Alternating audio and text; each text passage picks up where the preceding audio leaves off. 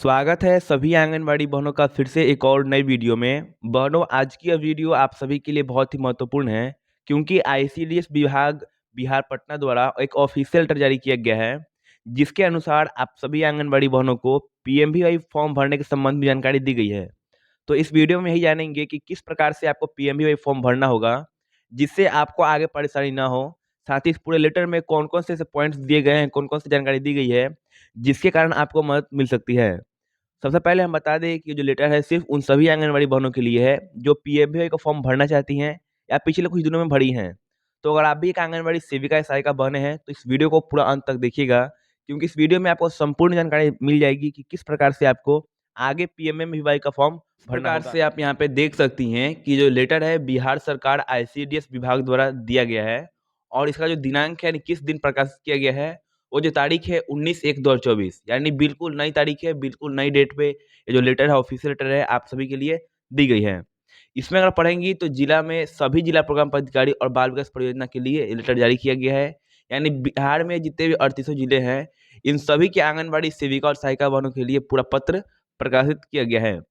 विषय पढ़ते हैं। विषय में लिखा गया है पीएमएमवीवाई सीएसए पोर्टल द्वारा त्रुटिपूर्ण आवेदन की पुष्टि कारण एसओएन स्तर पर अधिकतम कर्म और अधिकतम फॉर्म स्वीकृत न होने के संबंध में, यानी अधिकतम फॉर्म है अस्वीकृत हो रहा है, यानी फॉर्म जो रिजेक्ट हो जा रहा है, इसके संबंध में पूरा जो पत्र है सामने आया है। तो जिस प्रकार से हमने यहाँ पे विषय में पढ़ा कि जो प्रधानमंत्री मातृत्व वंदना का पोर्टल है जिसमें आप सभी फॉर्म भरती हैं, उसमें अस्वीकृत होने का कारण क्या है, यानी अस्वीकृत किस प्रकार से की जा रही है, इसके बारे में नीचे जानकारी दी गई है। और आप किस प्रकार से कार्य करेंगे कि जो भी फॉर्म आप यहाँ पे फिल करें, फॉर्म भरें, तो वो सारी फॉर्म या रिजेक्ट ना हो, सभी यहाँ पे सफलतापूर्वक अपडेट हो जाएं। इसके लिए यहाँ पे जो सरकार है इनके द्वारा यहाँ पे 8 कुछ पॉइंट्स दिए गए हैं, जिसके अनुसार आप पता कर सकती हैं कि आपका जो फॉर्म है क्यों रिजेक्ट हो जाता है। यहाँ पे देखिए पहला जो लिखा गया है, पहला पॉइंट में लिखा गया, पहले नंबर में लिखा गया है कि एलएमपी डेट से 6 से 7 माह के अंदर बच्चों का जन्म अंकित है। एलएमपी डेट से 6 से 7 माह के अंदर जो बच्चे हैं उनका जन्म अंकित है। दूसरा है कि no of children born is pregnancy में 2 बच्चे अंकित हैं और 2 गर्ल्स चिल्ड्रन बेनिफिशियरी लगभग 80 to 90% केस में। तीसरा जो है कि मोबाइल नंबर से कई लाभुक का फॉर्म इंटर होना है, यानी एक ही मोबाइल नंबर से काफ़ी ऐसे लाभुक हैं जिनका फॉर्म आप इंटर कर रही हैं, तो ये गलत तरीका है।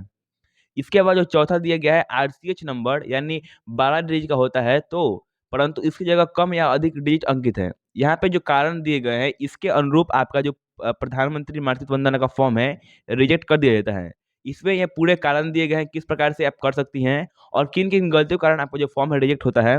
जिसमें से चौथा अगर पढ़ेंगी तो लिखा गया है कि आरसीएच नंबर, जो आरसीएच नंबर होता है यह 12 अंक का होता है, लेकिन आंगनबाड़ी बहनें क्या कर रही हैं, कोई नंबर अधिक भर दे रही हैं या तो कभी कम भर रही हैं, और इसी कारण का जो सबमिट है वो बिल्कुल सही नहीं हो रहा है।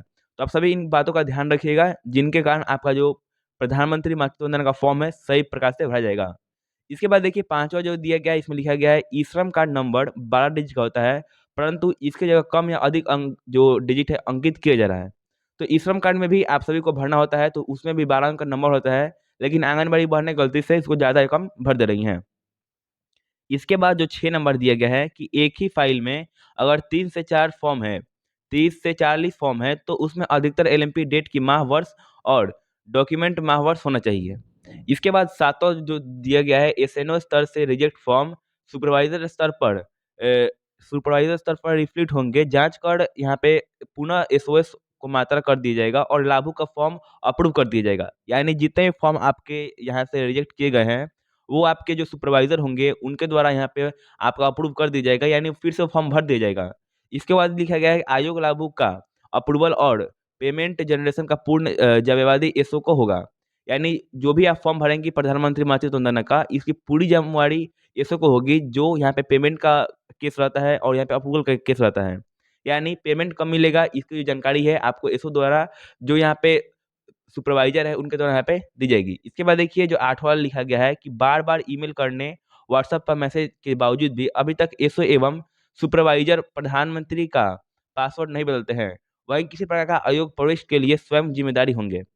यहाँ पे देखिए जो जानकारी दी गई है कि बार बार ईमेल पे व्हाट्सएप पे मैसेज किया जा रहा है कि सभी आंगनबाड़ी बहनें अपना प्रधानमंत्री मातृत्व वंदना का जो पासवर्ड है उसको बदल लें, जिसके कारण उनका सिक्योर रहेगा और वो आगे लाभार्थी का फॉर्म भर सकती हैं। लेकिन इसके बावजूद भी काफ़ी आंगनबाड़ी बहनें हैं जो पासवर्ड नहीं बदल रही हैं।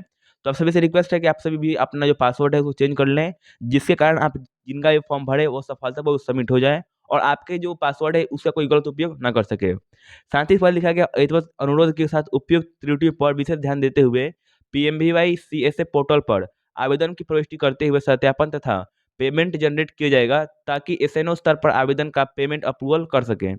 इसके बाद आप इन सारी प्रक्रियाओं को मानती हैं तो आपका जो पेमेंट है वो कर दिया जाएगा, अप्रूव कर दिया जाएगा एंड जिस भी लाभार्थी का फॉर्म भरेंगे उनका जो पेमेंट है उनको मिल सकता है। लेकिन आपको क्या करना है, इन 7-8 बातों को यहाँ पे ध्यान रखना है और इसी के अनुसार जो फॉर्म है आपको फिल करना है, फॉर्म को भरना है। अगर आप यहाँ पे जो जो लेटर है को जानना चाहती हैं, आपको ये लेटर चाहिए तो आप हमारे व्हाट्सएप ग्रुप से जुड़ सकती हैं, जिसका जो लिंक है और व्हाट्सएप नंबर है हम अपने डिस्क्रिप्शन बॉक्स में दे देंगे, आप वहाँ से जुड़ सकती हैं। साथ ही ये वीडियो आप सभी आंगनबाड़ी बहनें अपने सभी को शेयर कीजिएगा, व्हाट्सएप ग्रुप में शेयर कीजिएगा, जिनका इंसान को पता लग सके कि प्रधानमंत्री मातृत्व वंदना में किस प्रकार से फॉर्म भरना चाहिए, जिससे उनका जो पैसा है मिल सके। हम फिर से ज़रूर मिलेंगे एक और नई और बहुत ही इन्फॉर्मेटिव वीडियो के साथ, तब तक के लिए धन्यवाद।